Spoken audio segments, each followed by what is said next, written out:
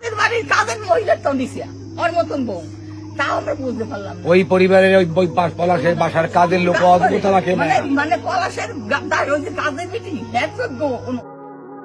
সুস্মিতা শুধু ছেলের বউ নয়, পলাশের বাড়ির কাজের লোকেরও যোগ্যতা রাখে না। আজ যা কিছু ঘটেছে তার জন্য সম্পূর্ণভাবে দায়ী ছেলের বউ সুস্মিতা, যে অভিযোগটাই তুলেছেন পলাশের মা। তিনি বলেন এই মেয়ে কালসাপের মতো পলাশের জীবনটাকে তছনছ করে দিয়েছে, আর সেই যাতনা সইতে না পেরে পলাশ সুইসাইড করেছে। অতএব এর সমস্ত দায় নিতে হবে সুস্মিতাকে, তাকে এত সহজে ছেড়ে দেবে না পলাশের পরিবার। এবার সেই হুঙ্কার দিয়েছে পলাশের মা। তিনি বলেছেন এবার এর একটা বিহিত তিনি করেই ছাড়বেন। পলাশের মা বলেন পলাশ তার অবাধ্য হওয়ার মতো ছেলেই নয়, কিন্তু বউ তাকে দিনে রাতে কান পড়া দিয়ে মায়ের কাছ থেকে দূরে সরিয়ে রাখতে চাইতো, যেটা পলাশকে দিয়ে করাতে সে ব্যর্থ হয়েছে। যে কারণে দিনে দিনে পলাশকে মানসিক টর্চার শুরু করে সুস্মিতা। সে কেন মাকে ছাড়ছে না সেটাই তার অভিযোগ। আর সেই যন্ত্রণা দিনে দিনে এতটাই ভারী হয়েছে যে সহ্য করতে না পেরে পৃথিবীর মায়া ত্যাগ করেছে পলাশ।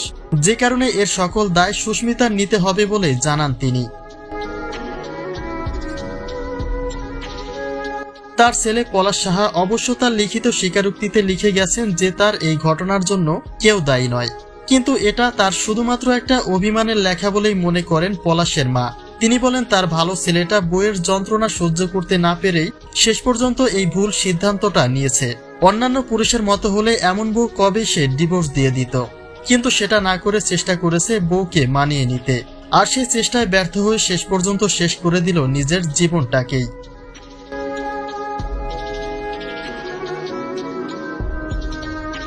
সর্বোপরি পলাশ তার মৃত্যুর আগে যাই বলে যাক সেটা তার রাগের কথা মনে করে সুস্মিতাকে ছেড়ে না দেওয়ার হুঙ্কার দিয়েছেন পলাশের মা। তিনি বলেন পলাশের চাকরানি হবার যোগ্যতা যার নেই তাকে তিনি বাড়ির বউ করে এনেই করেছেন সবচেয়ে বড় ভুল, যে ভুলে শেষ পর্যন্ত প্রাণ হারাতে হলো তার নিষ্পাপ সন্তানের। তিনি বলেন বউকে কন্ট্রোল করতে না পেরে জিদ করে নিজের জীবন নিজেই ধ্বংস করেছে পলাশ, যার শাস্তি নিশ্চয়ই পেতে হবে সুস্মিতাকে।